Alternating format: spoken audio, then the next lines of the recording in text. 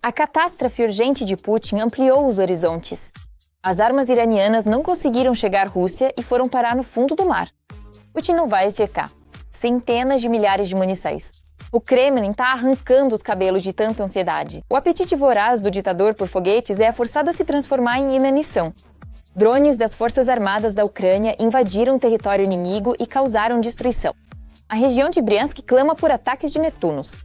As autoridades militares estão sonhando com a balística ucraniana. O apagão atingiu o coração do inimigo.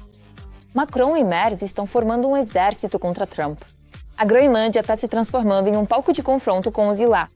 Os primeiros detalhes chocantes: início da operação especial na Transnistria. As fronteiras ao longo da região estão sendo minadas. Declarações bombásticas surgem uma após a outra.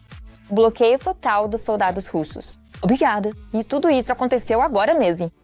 Olá, eu sou Darina Rutskala e vamos começar. Nesse exato momento, no Mar Cáspio, está afundando a última esperança de Putin de continuar a guerra contra a Ucrânia. Não um navio qualquer, é um que fez pelo menos 20 viagens entre o Irã e a Rússia e poderia ter transportado armas para os ocupantes. Como resultado das medidas tomadas a tempo, todas as 14 pessoas que estavam a bordo foram resgatadas. Segundo informações preliminares, são cidadãos do Irã e da Índia. Segundo o canal russo do Telegram Histórias Importantes, no momento do acidente, este cargueiro estava em rota para Astrakhan. Ainda em 2023, investigadores da CMM identificaram que a rota entre Astrakhan, Amirabad e Anzali se tornou uma artéria marítima crucial pela qual o Irã fornece armas à Rússia. Jornalistas do Wall Street Journal confirmaram que é justamente por essa rota que não se pode armazenar na Rússia. Centenas de milhares de projéteis de artilharia e outros tipos de munição chegam por lá. E em 12 de dezembro, as Forças Armadas da Ucrânia informaram sobre o ataque a 2 navios de carga russos no Mar Cáspio. O rocker-compositor Rachmaninov e o cargueiro seco Askar Saridja. Ambos os navios pertencem à empresa MG Flot, que está sob sanções dos Estados Unidos e da União Europeia, por transportar armas e munições iranianas para a Rússia. As Forças Armadas da Ucrânia atacam o inimigo com fogo preciso. No território de Stavropol, um ataque de drone de precisão atingiu uma fábrica de explosivos. Isso você precisa saber.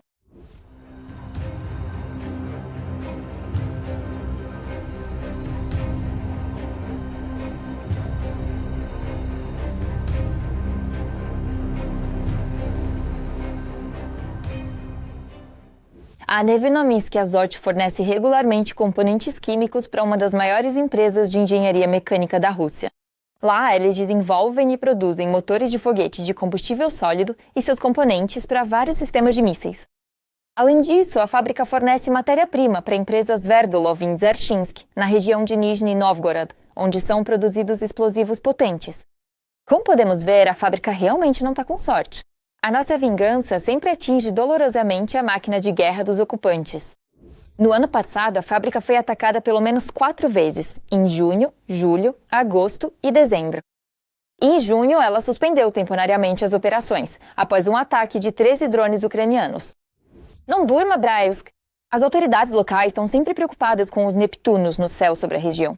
O governador Gordov declarou com orgulho que a famosa defesa antiaérea russa agiu com sucesso durante a noite contra drones e até mesmo contra 2 mísseis balísticos de fabricação ucraniana.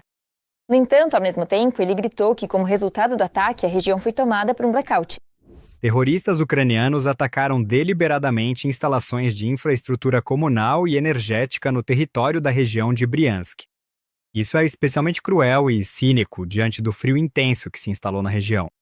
Em consequência do ataque com mísseis, a central termoelétrica de Klintsivka e a subestação elétrica de Naitopovitska foram danificadas. Mais de 70 pessoas ficaram sem energia elétrica. 1.000 pessoas em 2 municípios. Até o momento, o lado ucraniano não confirmou as informações sobre o território inimigo derrotado. Devido à falta de resultados, a palma de ouro no concurso para a publicação do jornal Desejado passa, na verdade, do Estado-Maior russo para a província de Briansk. Macron equipa o exército com urgência e o envia para a Groenlândia. O mundo inteiro observa esse passo da França, que mais parece uma provocação ao Trump. As primeiras unidades, vindas do coração de Paris, já estão a caminho. A pedido da Dinamarca, decidi que a França participará dos exercícios conjuntos organizados pela Dinamarca na Groenlândia. Operação Resistência Ártica. A Alemanha também está enviando um grupo avançado de suas tropas para a Groenlândia. A decisão foi tomada. Eles não ficam para trás. Suécia, a Noruega. Segundo fontes políticas, a Holanda também está de prontidão. O objetivo é mostrar que a Dinamarca e os principais aliados podem aumentar sua presença na região ártica. Assim, os exercícios acontecerão em meio a declarações contundentes dos Estados Unidos sobre a possível tomada de controle da Groenlândia. A publicação destaca que se trata de uma decisão intergovernamental de alguns países, e não de uma missão da OTAN.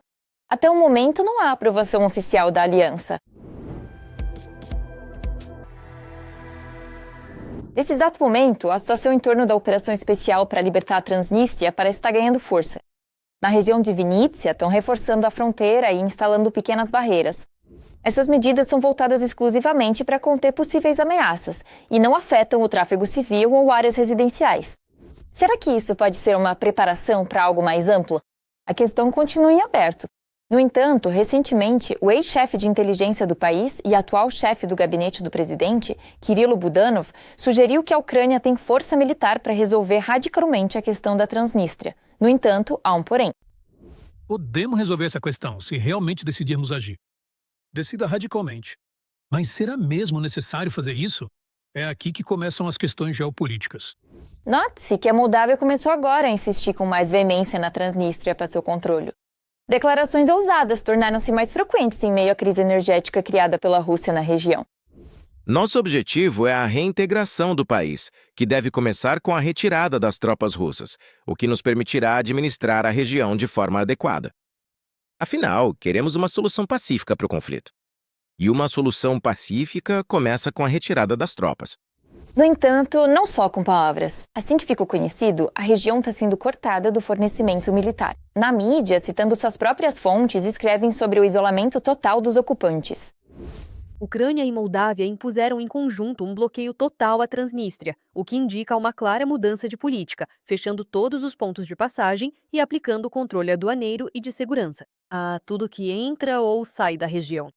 Cerca de 1.500 soldados russos permanecem sem as rotas habituais de abastecimento de combustível, equipamentos e suprimentos. Os esquemas cinzentas e as brechas aduaneiras que a Rússia utilizava há anos foram fechados. Pressão de todos os lados. Putin está encurralado. A Transnistria já não é mais uma zona de livre passagem, mas sim um território rigidamente controlado, onde o apoio externo é complicado e facilmente perceptível. A tensão está aumentando. Bem, agora, o Kremlin está brincando com fogo novamente e desta vez as apostas são ainda maiores. Com a Armênia na mira, os porta-vozes do Kremlin já estão lançando no espaço público sinais que deixam qualquer um desconfortável. O Cáucaso está rapidamente entrando em uma zona de turbulência e em Erevan deixam cada vez mais claro que não pretendem recuar. Quem está tentando superar quem desta vez? E será que o apetite imperial do Kremlin não vai acabar se tornando uma catástrofe para o próprio Putin? Todos os detalhes em instantes. O embaixador da Rússia em Yerevan, Sergei Kopyrkin, foi convocado ao Ministério das Relações Exteriores da Armênia, por causa desta declaração do principal propagandista da Rússia, Vladimir Solovyov, durante seu programa de propaganda. Para nós, é uma dor muito maior o que está acontecendo na Armênia do que o que acontece na Venezuela. A perda da Armênia. Isso sim é um problema gigantesco. Que se dane o direito internacional, a ordem internacional. O que importa para nós é a nossa segurança nacional. Era preciso começar a operação no território da Ucrânia? Porque, de acordo com essas mesmas considerações, não podemos começar uma operação especial em outros pontos da nossa zona de influência. Um porta-voz do Kremlin sugeriu iniciar mais uma operação militar especial na Armênia, dizendo que a perda desse país não é do interesse do Kremlin. E, nesse caso, a operação especial é muito apropriada e pode-se simplesmente ignorar o direito internacional. No Ministério das Relações Exteriores da Armênia foi entregue uma nota de protesto ao embaixador Kopyrkin. Foi-lhe entregue uma nota de protesto expressando profunda indignação com as declarações feitas durante o programa do canal estatal de televisão. foi enfatizado que elas representam uma violação inaceitável da soberania da República da Armênia, um ato hostil e uma grave violação dos princípios fundamentais das relações amistosas entre a Armênia e a Rússia. Solovyov não é a primeira vez que faz ameaças contra os países vizinhos da Rússia, inclusive a Armênia. Em março de 2024, a transmissão de seus programas autorais foi bloqueada na Ucrânia com base em constantes violações. Mas o propagandista não faz essas declarações à toa. As teses de Solovyov não surgem de nada. O principal propagandista da Rússia está elaborando uma versão que esteja de acordo com a posição do Kremlin. Todos estão envolvidos, principalmente em assuntos como este. Já afirmei repetidamente que, após a vergonhosa guerra na Ucrânia, Putin precisará pequeno e bélico 100%, para, de alguma forma, encobrir a vergonha da derrota na Ucrânia. Então, Solovyov está anunciando possíveis direções. Já no verão passado, a direção principal de inteligência da Ucrânia declarou que a Rússia estava aumentando sua presença militar na Armênia. A direção principal de inteligência do Ministério da Defesa da Ucrânia divulga um telegrama do chefe interino do Estado-Maior do Distrito Militar do Sul das Forças Armadas da Rússia, General-Maior Zemsky. O documento contém uma ordem do comandante das tropas do Distrito Militar do Sul das Forças Armadas da Rússia para aumentar o agrupamento das tropas russas, por meio da chamada dupla complementação da base militar russa na cidade de Gyumri, Armênia. Gyumri está localizada a 102ª base militar da Rússia, o maior objeto militar de ocupação russa na região. No sul do Cáucaso, o efetivo total é de cerca de 5.000 pessoas, sendo 2.500 russos e 2.000 armênios. Na base estão posicionados sistemas de mísseis antiaéreos S-300 e 18 caças MiG-29. Então, é uma força de ataque considerável, que pode, por exemplo, tomar o aeroporto de Yerevan e garantir o desembarque das principais forças da Rússia. Uma operação semelhante as forças russas tentaram realizar perto de Kiev, no aeroporto de Hostomel, em fevereiro de 2022. O exército não precisa capturar nada, já que existe uma base aérea e um aeródromo no local. Eribuni está sob controle russo, bem no meio de Yerevan, que está sob controle das tropas russas. Aviões militares pousaram ali e foi só isso. O acordo entre o exército e a Rússia permite que a Rússia utilize instalações militares, incluindo essa base aérea, Eribuni, até o ano de 2044. A guerra na Ucrânia mudou a atitude dos países da CEI e de outros vizinhos em relação à Rússia. Propagandistas e as principais figuras do Kremlin, desde 2022, ameaçaram repetidamente seus vizinhos. Letônia, Lituânia e Estônia estão mimando pontes e construindo cercas na fronteira. A Finlândia, desde o início deste ano, deixou de ser participante do tratado sobre a proibição de minas antipessoais. O Azerbaijão já apoia abertamente a Ucrânia, e Baku tem um forte aliado, a Turquia. A Armênia parece ser a opção mais desprotegida e mais fácil para o Kremlin. Ainda mais porque a base militar em Gyumri é praticamente a única alavanca de pressão militar e política sobre os países do sul do Cáucaso. Nota de protesto do Ministério das Relações Exteriores da Armênia após a declaração de Solovyov. Isso é bom, mas Yerevan precisa tomar medidas decisivas para que outra operação militar especial não comece em seu território.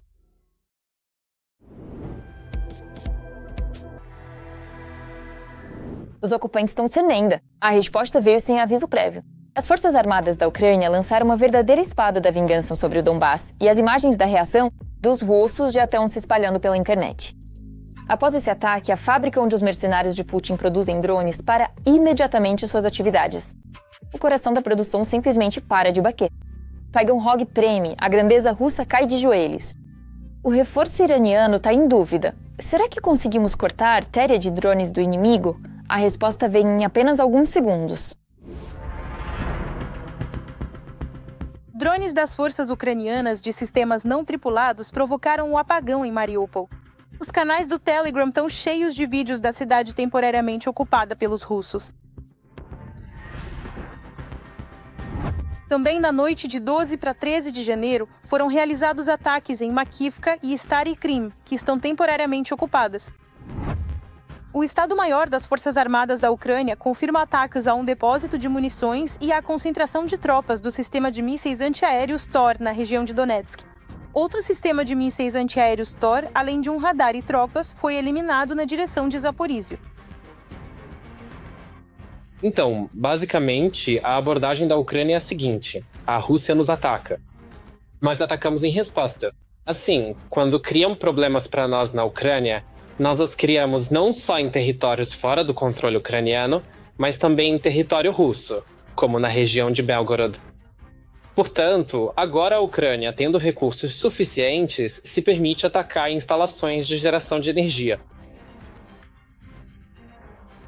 em seu próprio território, que foi ocupada pela Rússia, e também no território russo. Um show de fogos de artifício foi visto em Elets, na região de Lipetsk. Drones desconhecidos atacaram Tagarrod. A empresa Aplantyron foi atingida pelo ataque. Ela, em particular, produz componentes para drones de combate, sistemas de controle, assim como complexos de guerra eletrônica. Acima de tudo, claro, são mísseis, mas a quantidade de mísseis é menor do que a de drones. De acordo com isso, vejo o dano que ocorre diariamente, e especialmente todas as noites. Quando os drones russos atacam na Ucrânia, a inteligência ucraniana, em primeiro lugar, identifica certos alvos na Rússia que permitem a eles fabricar drones. E, consequentemente, quando definimos as prioridades dos nossos ataques, em primeiro lugar são os alvos que permitem a Rússia produzir drones. O ataque a Taganrog é, entre outras coisas, um golpe nas capacidades da Rússia de realizar ataques de enxame de drones contra a Ucrânia, pois lá foram criadas instalações de produção, que foram integradas no Irã. Essas imagens são da 108ª Brigada Independente de Defesa Territorial. A detonação já é de um drone terrestre inimigo com minas antitanque. E estes são soldados do 2º Corpo da Guarda Nacional da Ucrânia. A Chartia estabeleceu controle sobre o prédio do Conselho Municipal de Kupiansk. As forças militares continuam operando de maneira intensiva em toda a região de Kharkiv, e neste momento as unidades estão finalizando o processo de limpeza da cidade. O objetivo principal é garantir que todas as áreas urbanas estejam seguras e livres de ameaças, consolidando o controle territorial sobre esta localidade estratégica. Este trabalho é fundamental para a segurança da zona fronteiriça e para o bem-estar da população local, que aguarda o retorno da normalidade após os conflitos.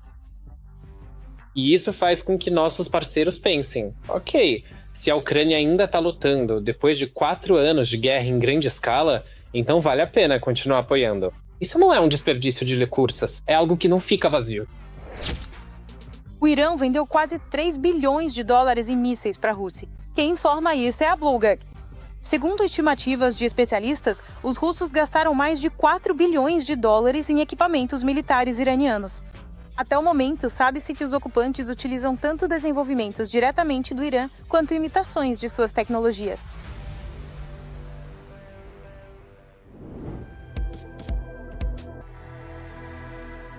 Sensação: o Sapsão ucraniano rompe a escuridão. A espinha dorsal do inimigo foi quebrada, a defesa aérea russa está cega, os depósitos explodem e os quartéis desaparecem do mapa. Nossas inovações nascem diretamente no campo de batalha e atingem duramente a máquina de guerra de Putin. Os drones realmente conseguiram. Putin sente inveja em silêncio, a Rússia não aguenta. Tecnologia de ponta, agora do lado da Ucrânia. Descobriremos em instantes em que exatamente as Forças Armadas da Ucrânia conseguiram alcançar a paridade. Um novo nível e escala. A Ucrânia está acelerando o desenvolvimento de sua própria produção de defesa e se preparando para introduzir novos sistemas de artilharia, mísseis e veículos não tripulados.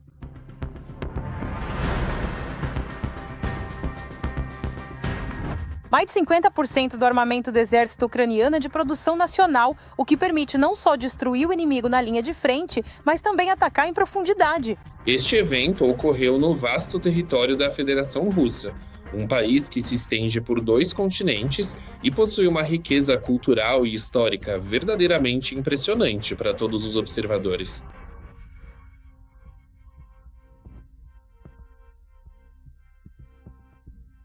Em alguns aspectos, claro, estou me adiantando, mas já podemos dizer que a Ucrânia conseguiu expandir não só seu programa de uso de drones de ataque com visão para uma escala de uso sistemático na retaguarda da Federação Russa, sem embarcações tripuladas, sem drones marítimos tripulados no Mar Negro, o que bloqueou completamente o Mar Negro para... As Forças Armadas da Ucrânia atacam com sucesso alvos militares da Federação Russa. Drones ucranianos realizaram um ataque histórico à indústria petrolífera da Rússia, paralisando 38% das refinarias e criando uma crise sem precedentes no mercado de combustíveis.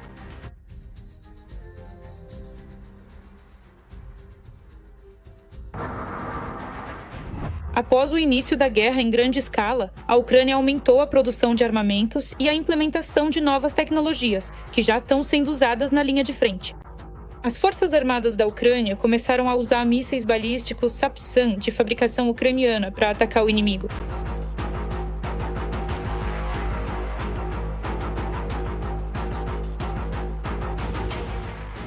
A Ucrânia também melhorou a eficácia dos ataques com os mísseis Neptune e Flamingo.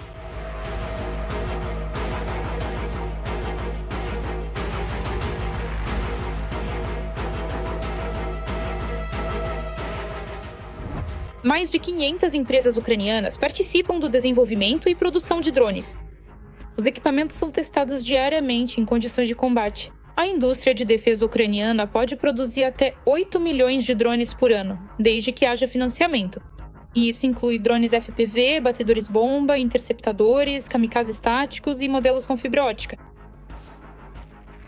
A Rússia está muito atrás nessa questão, enquanto a Ucrânia está criando seus próprios novos tipos de finalidades diferentes com características diferentes.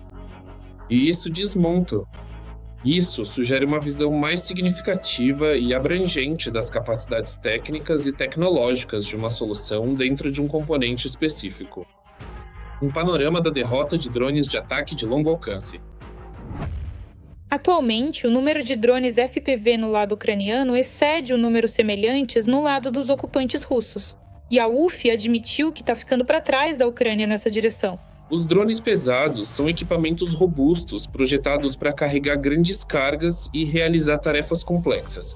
Eles são essenciais em setores como a agricultura e a construção civil, onde a precisão e a força são fundamentais para o sucesso das operações.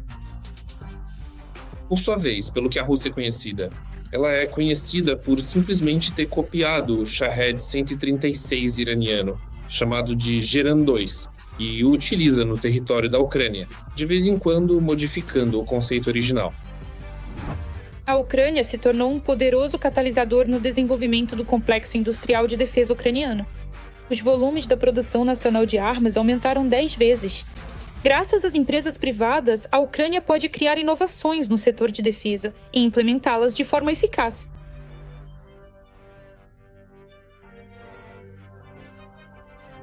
Trabalhando arduamente todos os dias sobre o sol forte nas vastas extensões de terra cultivada que encontramos no campo, onde a natureza e a agricultura se encontram em perfeita harmonia e dedicação constante. De batalha. Havia um recurso muito maior, praticamente ilimitado.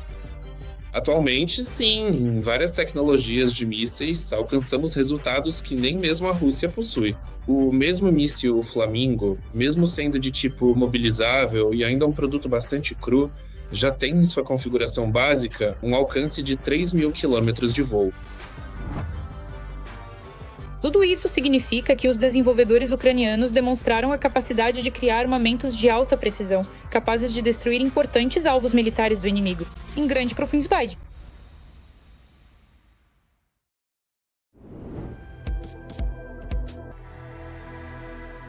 Com isso, encerramos a nossa edição de hoje. Continuamos acompanhando em tempo real os acontecimentos mais relevantes para contar tudo a vocês em primeira mão. Não se esqueça de se inscrever. Até a próxima!